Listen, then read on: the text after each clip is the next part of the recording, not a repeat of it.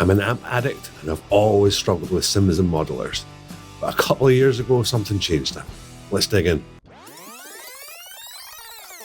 So I've always been influenced by great amps. There's just nothing better than having a great valve amp behind you, and I've always been inspired by that. When I worked in a guitar store, I used to try out loads and loads of different amps, and I found that so inspirational, and I ended up writing so many riffs and the starts of songs based on those experiences. So amp sims should be something that I love, because the idea of like having all these amps at my fingertips at a fraction of the cost, like that should be a dream come true for me. And when the Line 6 Pod came out years and years ago, I was really into that idea. The idea of turning a knob from a Marshall to a Mesa to a Vox to a Fender, like that was heaven for me. But when I actually tried it, it wasn't for me. In fact, I just kind of thought it was a bit of shit. A few years later, something called a Kemper came out, and do you know what? I kind of liked it. I thought, okay, this is promising. But something never really stuck with it. I tried them, and I tried recording through it, and it was impressive, but nah, it wasn't for me. I also tried it live, and again, there was just something that just didn't quite sit for me, and I can't ever really explain why. And when I've been in the studio, bands have brought their Kempers in, and again, like they sounded good, but there was always something missing. I've just never gotten on with it. Now, plugins have also gotten really good, and there's some really cool stuff out there, and I've tried a load of them, and again, same thing. I'm just not convinced. There's always something missing for me, and I just can never put my finger on it. I'm also taken by the fact that like so many people online can get such great tones, but again, for me, I don't know. It just doesn't work. But a couple of years ago, Friedman came out with something called the IRX, and I was really intrigued. And I checked out Michael Nielsen's video on YouTube, and I thought it sounded amazing. And as soon as I heard it, there was a Friedman-sized hole in my bank balance for sure. I loved the fact that it was a hybrid of valves, which I love, and technology and IRs, which I want to love. Also, the fact that it had power amp simulation was another thing that I just thought was really, really great. So I was into that idea. So I bought one, and I really love it. I really love it. And I love how versatile it is as well. I can go straight into a PA and it sounds great. I can piggyback into the effects loop of an amp and it sounds great. And I've even recorded with it as well, and it sounds great. It was the first sim or modeler where I was actually able to record a whole album with and be happy with the results. But am I kidding myself? I want to find out. I want to know if I'm just being romanticized with the fact that the IRX has got valves in it. Is this some kind of old man thing where like valves good, analog good, or am I just full of shit? Is there actually a difference between that and a sim? I don't know, but I want to. What I'm going to do is I'm going to pit the IRX up against plugins and see if there's actually any difference. The first plugin I'm going to try is the Brainworks Friedman BE100. Now that's actually the circuit that the IRX is based off, so I want to see side by side what they're all about.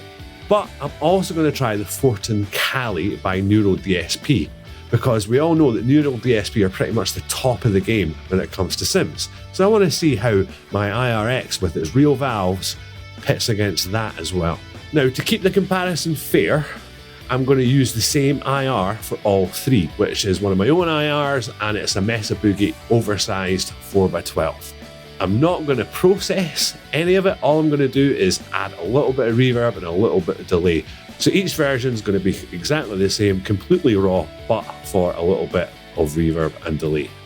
Now, my signal flow for doing this is I'm going into a DI box to record the DI signal for the sims, and then I'm going out of the DI box into my IRX. So every performance is exactly the same. There's no difference at all. Now, before we get into it, this isn't a sponsored video. I own all this stuff myself. I've paid for it with my own money. But, and you know what I'm going to say, if you can like, subscribe and comment, maybe I can get enough traction to be sent some stuff to review, and then I can show it to you guys as well. So here we go. Let's check it out.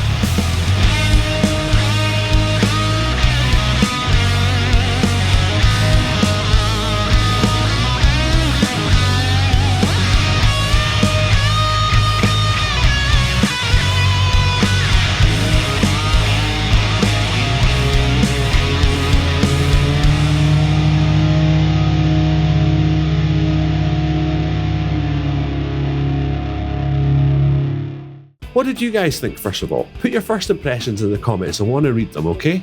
So what do I think? Am I full of shit? Am I kidding myself? No, I really like the IRX. I think it sounds amazing. The Brainworks definitely sounded better than I thought. It's pretty close, but there's just something that's not right about it. And the Fortin Cali, well, let's be honest, it's a completely different beast. It's way, way more metal than the Friedman circuit. But again, it just wasn't for me. The thing that struck me about the two Sims was the stereo imaging. I double tracked these to give that big wideness in guitars that I like. I just felt that the IRX had more width, more girth, more beef. It just sounded way more natural for me than the Sims did. I mean, the Sims did quite well. I think they sound cool, but the IRX, there's just something there that I really, really love. So do I think that hybrid setups are the way to go? Yeah, I really, really do. This marriage of valves and analog technology along with digital technology, I think this is really promising. Just check out the synergy stuff like the Syn 20 IR, like that's super, super popular right now. There's lots of people, particularly on YouTube, that are using the analog preamp along with the IR section. And again, the fact that they've got power amp simulation in it, it's really, really cool. I also really like the idea of the Soldano X88 IR. So you've got an amazing boutique preamp married up with IR technology and again, power amp simulation, which really makes it realistic.